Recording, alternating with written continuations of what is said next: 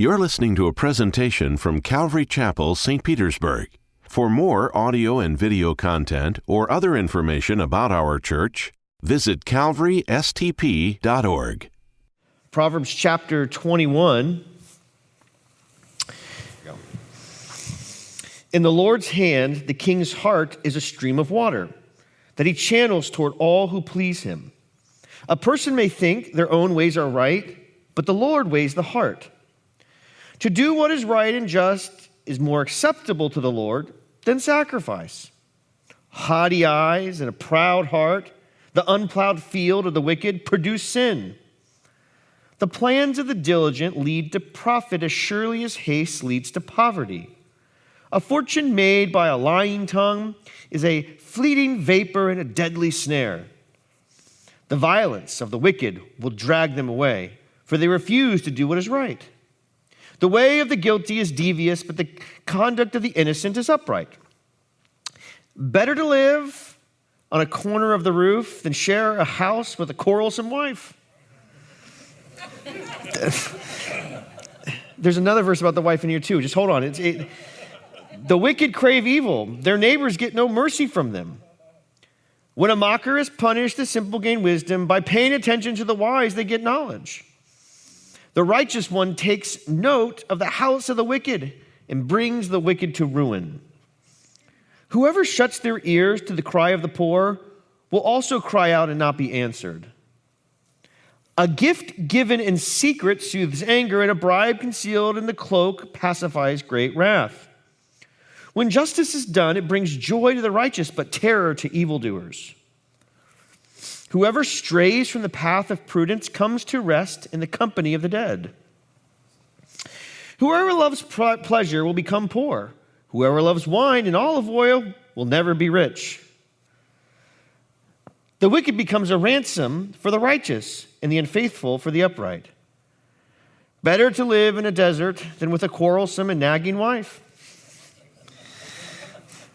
The wise store up choice food and olive oil, but fools gulp theirs down. Whoever pursues righteousness and love finds life, prosperity, and honor.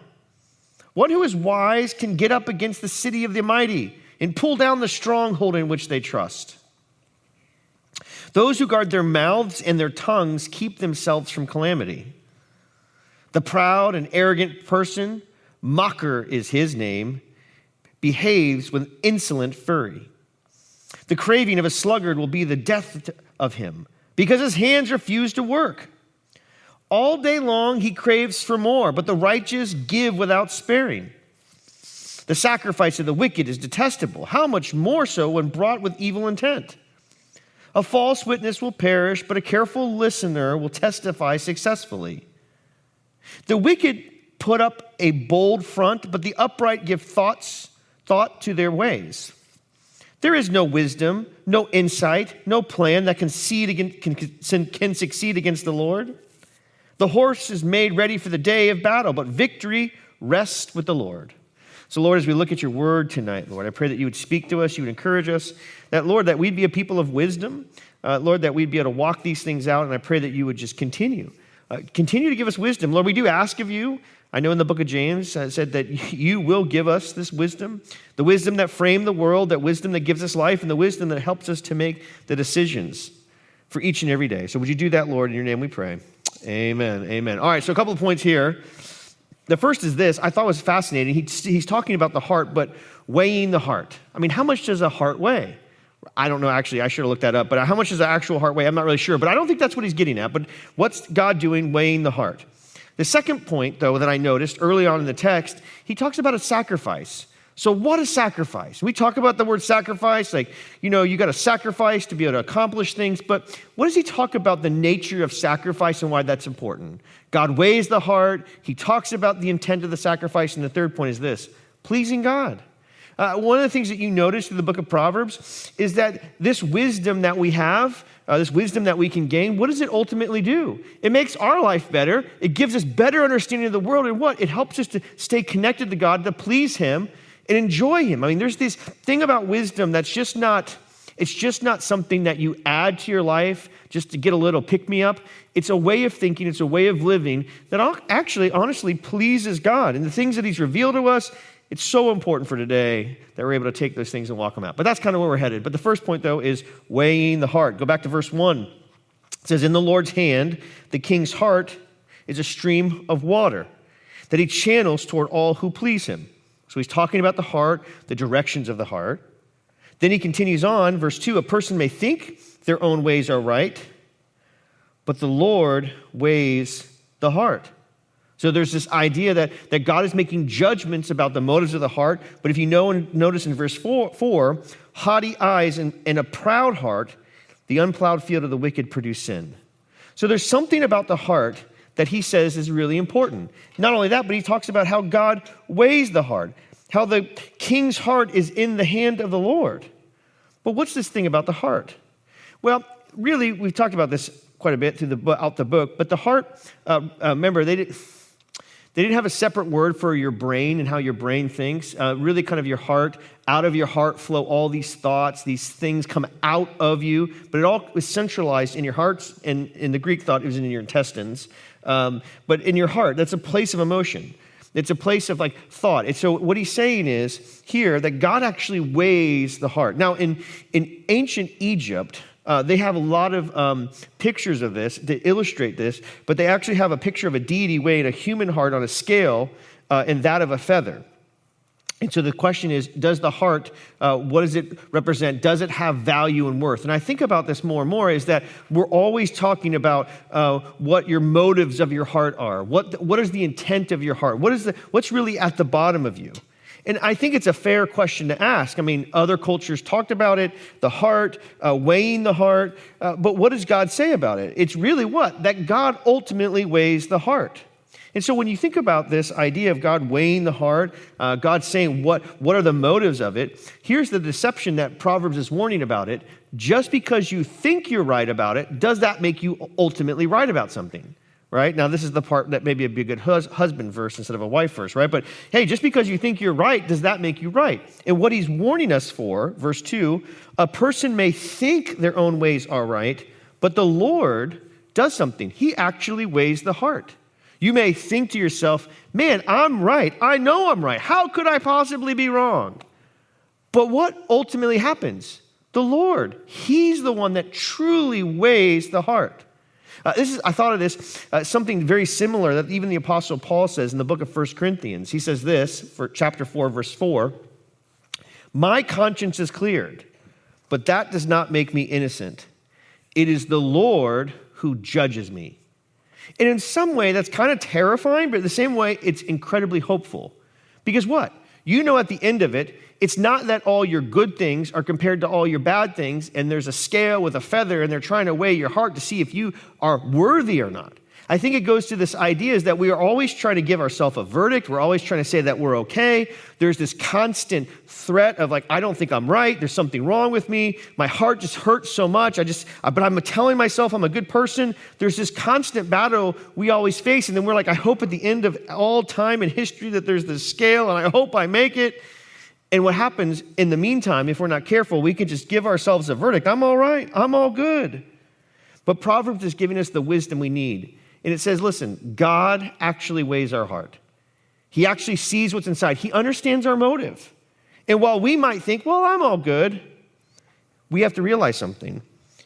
God himself is a judge of our heart. He's the one that ultimately makes verdicts about our heart.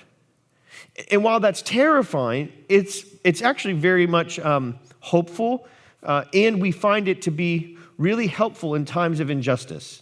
I think about it this way. There's a lot of people that do a lot of things, and we never know why they do it. But God does. He sees it all. And he's a fair God, and he's a just God.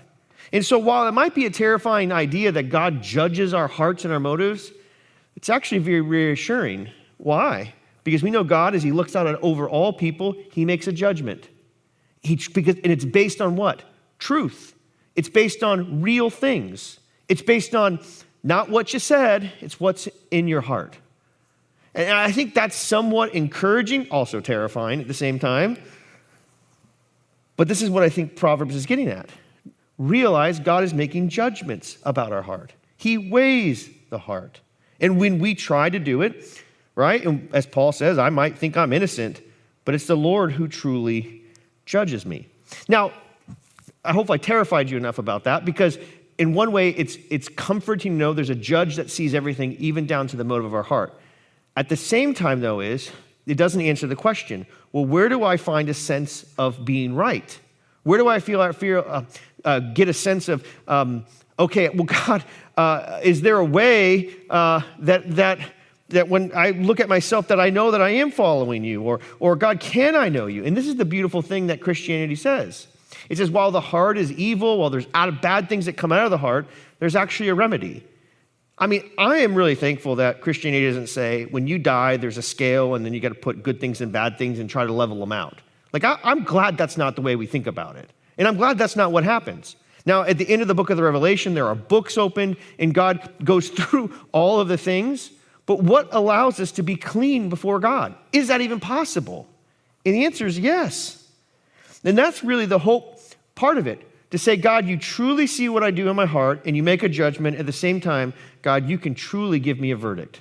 You can really say, and because you judge me, God, you can truly say that I'm clean. You could truly look at me and say that I'm holy. And how is that? Well, it's realizing, one, that I have missed the mark, I've failed, but two, that God is willing to forgive me. And he's willing to do something about all the things that my heart does, about the proud heart, about the sin that it produces. God was willing to do something to be able to give me a verdict. And that verdict can actually go with me in the present. So I don't have to pretend, well, I think I'm a good person. I think I got everything figured out. Because I know what happens. That God has truly said something about my heart. It's evil and wicked and needs to be replaced. That's why if you read through the Old Testament, what is the promise of the Bible? That God's going to give you what? A new heart. See, the whole idea is that God's going to do is give us a new heart with new desires, a new direction.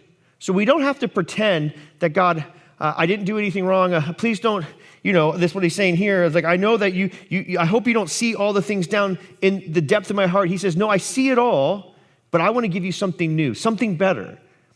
And I think if the more that we accept the fact that God's a good judge who judged fairly and righteously, that we then can accept a new heart in a new direction, in a new path.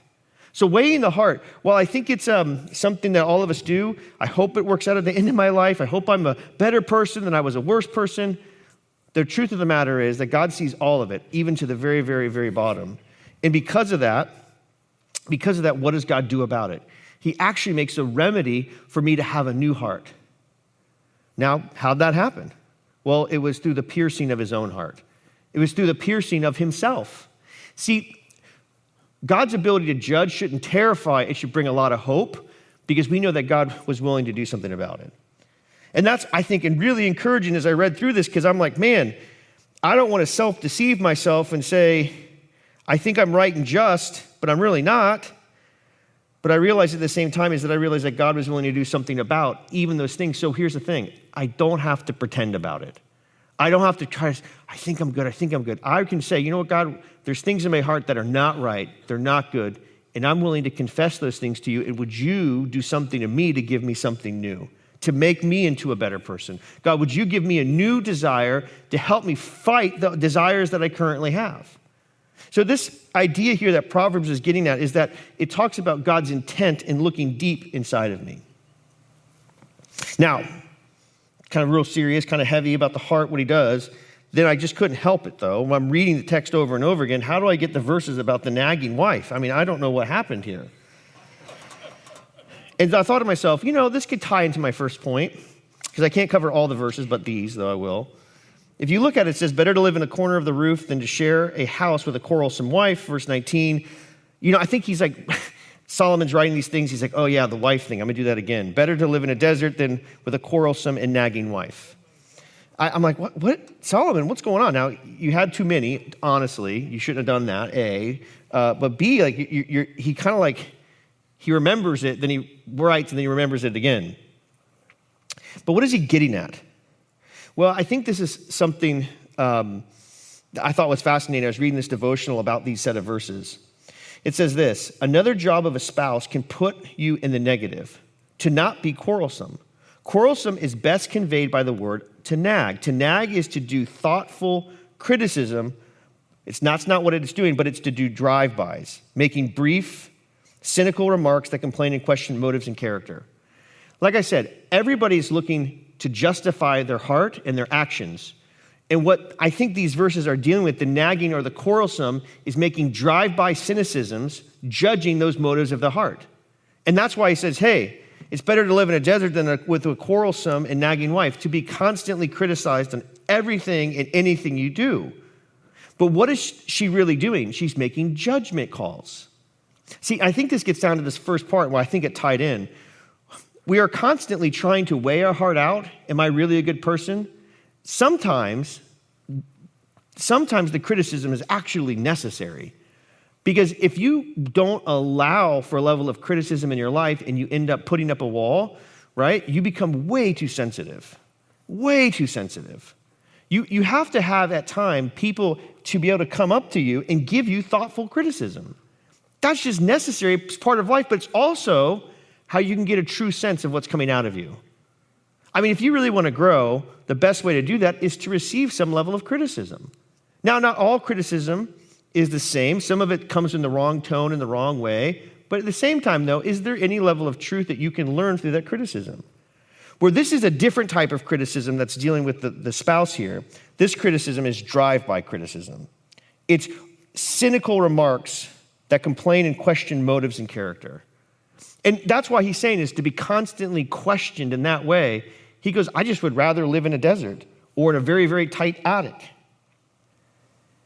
Now, what are some of the things that quantify if you know if it's thoughtful criticism versus drive-by criticism? How do you know if you're doing each one of those things? Because some of you might tell me, but Ryan, I have the gift of criticism, and I am really good at it. You can ask anybody. I'm the best critiquer of everything and everybody. I always got an opinion, and I'm always willing to share it. Now, that might not be your skill set, though. I'm just saying, that might not be a spiritual gift. You might think it is. Oh, it's right there underneath administration, criticism. No, I didn't see it. So how do you know if you're doing drive-bys or if you're doing thoughtful criticism? One of the things that you have to think about is if you're doing drive-by criticism of motives, words that you always say are, you always, you never. So if you look at somebody and say, you always do this, you never do that, be careful, you might be doing drive-by criticism. You're judging the person's motive. You're always this way? Really? All the time this way? Never not this way? You never do this? You never do that? So when you get into these things, be careful that criticism can actually be coming from a place that you're really hurt or that you're really upset about, or you just want to just take the kneecap out of the other person. You always are this way. Well, okay. That's different than thoughtful criticism. That's able to be able to talk about the thing in a fair way. Hey, you said this the other day. You normally don't do it all the time. What's going on? Are you okay? This is the way that I heard that. That's different than you're always like your mother, right? Like that's not going to win over any points, A, and B, that's not going to be helpful. I'm just looking to take a dig at somebody. So I think the idea, though, is that the Bible wants us to get to the spot where we're able to give fair criticism to each other. But at the same time, realize God ultimately is judging our hearts. He's ultimately looking deep inside where nobody else can see. And we know that when we receive that criticism, we have a response. Either we stay with the old heart and just fire it right back, or what? We say, God, make me into somebody new. Lord, I know you see all the way to the depths of my heart. God, I want to walk out with a new heart and a new mind. God, help me to follow what wisdom is saying. So I think there's a lot to learn here. The idea that God judges my heart, thank God. At the same time, he's made provision for me to have a new heart, for me to walk with him. So you have this idea, as he says here, a person may think their own ways are right, but the Lord weighs the heart. The next thing that I saw that I was going to talk about here, Proverbs 21, is this notion that God knows the heart. The second thing is this, is how do we recover, what's one of the ways that we cope when we realize that our heart is wicked and evil? What we do is we make sacrifices. Now, this is not like I'm sacrificing to learn a play in a part, I'm giving up my time to provide for somebody else. What we do is we cope with a bad heart by saying what? But God, look at all the stuff I did for you. Look how much money I gave. Look at what I did. Am I not a good person? God, I gave up this and this and that. What we're trying to do is to show God and to show others that we really are a good person. Look at what it says here when he talks about this second point. One, I think, let me see. Verse 27. The sacrifice of the wicked is detestable. How much more so when brought with evil intent? Well, I thought, why would the wicked bring a sacrifice? Why would they do that? That makes no sense to me. I mean, I thought sacrifices were a good thing. Well, then he says in verse 3, to do what is right and just is more acceptable to the Lord than sacrifice. But why do we sacrifice? That's what I was stuck with. Why do we continue to do that? What are we trying to prove? What are we trying to show God? And I think in a way, the wicked, when they look at their heart and they see something that's not right, try to show to others, but look at what I gave up for you. Look at what I did. I sacrificed so much. Isn't that pleasing? Well, the wicked use it, but other people say, well, instead of doing the right thing, I'm just going to show God that I'm going to sacrifice and it'll be okay. And I couldn't help but think of a story that we had talked about much earlier in the book of 1 Samuel. Let me read it to you real quick. And I think it illustrates this point that Proverbs is talking about, and I think probably in some way reflective of this story. And the story is in 1 Samuel chapter 15, and this is what it says. Samuel said to Saul, I am the one the Lord sent to anoint you king over the people of Israel, so listen now to the message from the Lord. This is what the Lord Almighty says. I will punish the Amalekites for what they did to Israel when they waylaid them as they came up from Egypt. Now go attack the Amalekites and totally destroy all that belonged to them. Do not spare them. Put to death men and women, children and infants, cattle, sheep, camels, and donkeys. So Saul summoned the men and mustered them to Telam, 200,000 foot soldiers, 10,000 from Judah. Saul went to the city of Amalek and set an ambush in the ravine. Then he said to the Canaanites, go away, leave the Amalekites so that I do not destroy you along with them. For you showed kindness to all of Israelites when they had come up out of Egypt. So the Canaanites moved away from the Amalekites. Then Saul attacked the Amalekites all the way from Haval to Shur, near the eastern border of Egypt. He took Agag, king of the Amalekites, alive, and all his people he totally destroyed with the sword. But here's what happened, though. This is the part. Remember, Samuel told him, destroy everything. But Saul and the army spared Agag and the best of the sheep and the cattle, the fat calves, the lambs, and everything that was good. These they were unwilling to destroy completely, but everything that was despised and weak they totally destroyed. Then the word of the Lord came to Samuel. Now look at what God says here. I regret that I have made Saul king because he has turned away from me and has not carried out my instructions. Samuel was angry and he cried out to the Lord all that night. Early in the morning, Samuel got up and went to meet Saul, but he was told Saul has gone to Carmel. There he has set up a monument in his own honor and has turned and gone on down to Gilgal.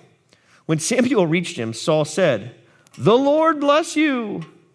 I have carried out the Lord's instructions. But Samuel said, what then is this bleating of sheep in my ears? What is this lowing of cattle that I hear? Saul answered, the soldiers brought them from the Amalekites. They spared the best of the sheep and the cattle to sacrifice to the Lord your God, but we totally destroyed the rest. Enough, Samuel said to Saul. Let me tell you what the Lord said to me last night. Tell me, Saul replied. Samuel said, although you were once small in your own eyes, did you not become the head of the tribes of Israel? The Lord anointed you king over Israel, and he sent you on a mission, saying, go and completely destroy those wicked people, the Amalekites, wage war against them until you have wiped them out. Why do you not obey the Lord? Why do you pounce on the plunder and do evil in the eyes of the Lord? But I did obey the Lord, Saul said. I went on the mission the Lord assigned me. I completely destroyed the Amalekites and brought back Agag their king. The soldiers took sheep and cattle from the plunder, the best of what was devoted to God, in order to sacrifice them to the Lord your God at Gilgal. But Samuel replied, does the Lord delight in burnt offerings and sacrifice as much as in obeying the Lord? To obey is better than sacrifice, and to heed is better than the fat of rams. For rebellion is like the sin of divination, and arrogance like the evil of idolatry, because they have rejected the word of the Lord. He has rejected you as king. Now look what happens here. Then Saul said to Samuel, I have sinned. I have violated the Lord's command and your instructions. I was afraid of the men, so I gave in to them. Now I beg you, forgive my sin and come back with me so that I may worship the Lord. But Samuel said to him, I will not go back with you. You have rejected the word of the Lord, and the Lord has rejected you as king over Israel. Now, what can we learn from that story? Well, according to Samuel, right, he tells King Saul, hey, God has spoken. This is what is right and just. And Saul's like, all right, I got it. I'm going to do it. Well, what ends up happening? He goes there, he looks at everything, and then he makes a judgment. His heart turned. He's like, you know what? I don't think God's going to really mind. I could do it my own way. You know what I'm going to do is I'm going to save the best of this. I'm not going to kill this king guy, and I'm just going to keep it for myself. And so he does that. He says, look at this. Look, I've done a good thing. And now what I'm going to do, God, I'm going to show you how good of a thing this is. I'm going to make a sacrifice to you based on the good stuff that you told me not to keep. And then God tells Samuel, man, this guy's a knucklehead, huh? What are we going to do about him? And he goes, I'm just really sorry I picked this guy. So what happens? If you notice in the text, what does Samuel do? Criticize Saul. Saul, what are you doing? Oh, I've obeyed God. I did everything he told me. He's like, so why do I hear sheep in the background? Well, we really didn't think you wanted us to destroy everything. And you know what? Here's the thing. We're going to make a sacrifice to God, so it'll be okay. And what does he say? No, it won't be okay. No, it won't. You see, what happens in the story, I think, illustrates what Proverbs is saying. It says, in our heart, we make these judgment calls, and then what we do is we try to recover by making a sacrifice to God to say, it's okay now. When what does God want from us? To obey, to follow what he says, to do what's right and just and listen to him. But like, God, I just don't know if I want to do all that. Here, you just want to take a 20? Can I tip you? What could I do? And what happened when finally the criticism reached Saul's ears? What happened? He goes, you're right. I missed the mark. I sinned. You're right. I didn't obey you. I didn't obey what God says. But hey, why don't you come with me and we'll go back and tell the people it's all good? And he's like, no. What I'm saying is that a lot of times people will make a sacrifice for the wrong reasons. Why am I making the sacrifice? What's the purpose of it? I mean, Proverbs tells us the wicked do that. The wicked are looking, what I think, to justify their actions. The wicked are trying to make sense of it. Verse 27, the sacrifice of the wicked is detestable. How much more so when brought with evil intent? So the wicked do sacrifice, but for an evil intent. Now, here's the problem about intent. You really can't see it. See, you can do a sacrifice on the outside for the wrong reason. At the same time, you could do a sacrifice on the outside for the right reason. But who sees it? God sees it. That's why it says, God weighs the heart. So Proverbs is trying to help us make a judgment call. God, why am I sacrificing this? For what reason? Is this to get me out of obeying you? Instead, what does he want? Obedience, to do what's right. Verse 3, to do what is right and just is more acceptable to the Lord than sacrifice. So I think this is really kind of getting at to the heart of what wisdom is. If you know that God judges you all the way to the bottom, if you know that his criticism of you is not to hurt you or to crush you, it's actually to turn you into somebody better. Because what? He wants to give us a new heart with new intentions of our heart in a new direction. And if we allow those things to happen, those things to flourish, what do we become? More like him. That's what he wants. You know, have you ever thought about this in parenting? Why do you instruct your kids to do chores around the house besides you don't want to do them? I mean, what's the other reasons? Well, one of the things that I think about when I tell my kids to do chores around the house, I want them to learn valuable lessons. I want them to learn the work it takes to keep things up, to make things clean. Why? Because I know one day I'm not going to be there. And I know that one day that they're going to be on their own. And I want them to be able to take those things with them. And at the moment, it seems terrible. Why are you making me do this? It's not even my day. I don't care whose day it is. I'm not doing it. This is for you to learn. This is part of life, that to the spot that hopefully you understand of what it's like to be out there on your own. I don't want to do this. I'd rather do nothing instead. I'd rather sit here and do nothing. I don't understand why. And I think what happens is I'm not trying to torture them by making them do chores. What I want them to do is to have a heart change, to have something change in them. And a lot of times it's like you're just like kicking against them and they're like, why are they not getting this? But one day what's going to happen? They will get it. And what I think what Proverbs is doing here is trying to encourage us by saying God knows at the very bottom of your heart, so don't try to fake him. Don't try to pretend to him. If he knows that, what do? Hey, God, this is what's going on inside. I need a new heart. And I know you'll do it. Help me to learn on what real wisdom looks like. See, you have all the upside to grow and learn, to learn about what it means to live life with God in the real world. And you don't have to be like Saul. Well, I was going to make a really killer sacrifice with the stuff you told me not to have. And he's like, I can't with you. I can't. What are you doing? See, sacrifices in the right way are very pleasing to God.